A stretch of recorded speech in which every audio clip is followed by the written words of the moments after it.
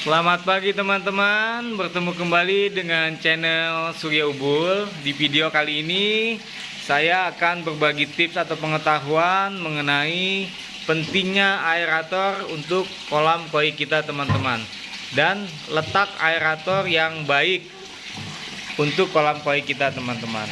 Fungsi aerator adalah sebagai penyuplai kandungan oksigen terlarut untuk kolam koi teman-teman, dimana dengan adanya aerator tentunya ikan koi kita tidak akan kekurangan oksigen dan mudah untuk bernapas, yang pada akhirnya akan memperpanjang dari umur koi kita teman-teman.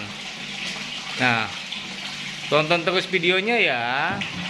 Jangan lupa subscribe, like, and komen dulu teman-teman.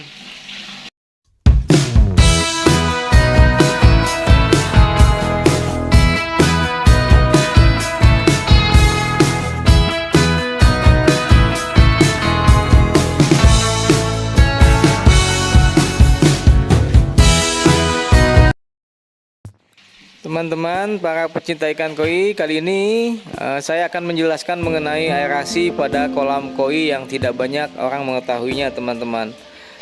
Aerasi adalah suatu proses atau usaha dalam menambahkan konsentrasi oksigen yang terkandung dalam air kolam, agar proses oksidasi biologi oleh mikroba akan dapat berjalan dengan baik. Dalam melakukan proses aerasi ini perlu menggunakan alat yang dinamakan aerator teman-teman. Prinsip kerja alat ini adalah untuk menambahkan oksigen terlarut di dalam air tersebut. Kemudian yang menjadi tugas utama dari aerator ini adalah memperbesar permukaan kontak antara air dan udara. Nah, sedangkan penempatan lokasi aerator yang tepat pada kolam disinyalir selain menyediakan kebutuhan oksigen juga berfungsi untuk menggerakkan air supaya kotoran tidak mengendap. Dengan penggerakan air ini, maka kotoran yang berada di sekitarnya ikut terdorong, tidak mengendap di lokasi tertentu teman-teman. Pemasangan aerator haruslah menggunakan batu yang menghasilkan gelembung oksigen yang lembut. Semakin kecil gelembung yang dihasilkan dalam jumlah banyak, maka akan semakin baik kualitas oksigen yang terlarut dalam air teman-teman. Tentunya hal ini dapat diperoleh dengan kekuatan dari mesin yang berdaya besar. Dalam satu mesin pompa aerator ini bisa dihubungkan beberapa cabang teman-teman untuk membuat gelembung udara.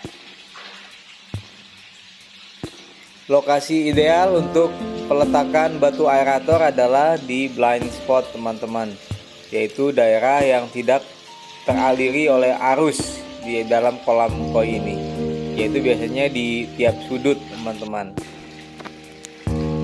Juga kita aliri di tiap-tiap chamber filter kita teman-teman, karena oksigen terlarut dalam air kolam koi ini tidak hanya bermanfaat bagi ikan koi itu sendiri teman-teman, tetapi juga bermanfaat bagi mikroorganisme yang mengurai amoniak menjadi nitrit dan nitrat.